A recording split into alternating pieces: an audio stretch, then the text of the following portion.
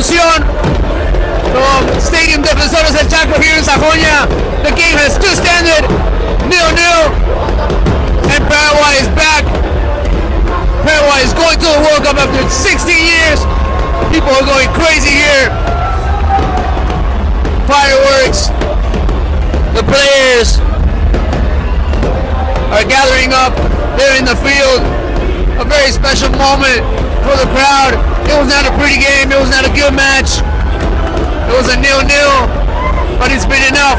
Argentina did what they had to do against Venezuela in Buenos Aires, and Paraguay, with the point that they needed, they have qualified to the next World Cup.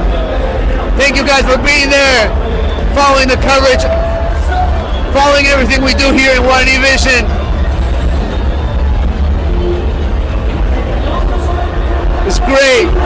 It feels great to be back. It feels great to go back to the World Cup. Paraguay is going back to the World Cup after 60 years. Yeah!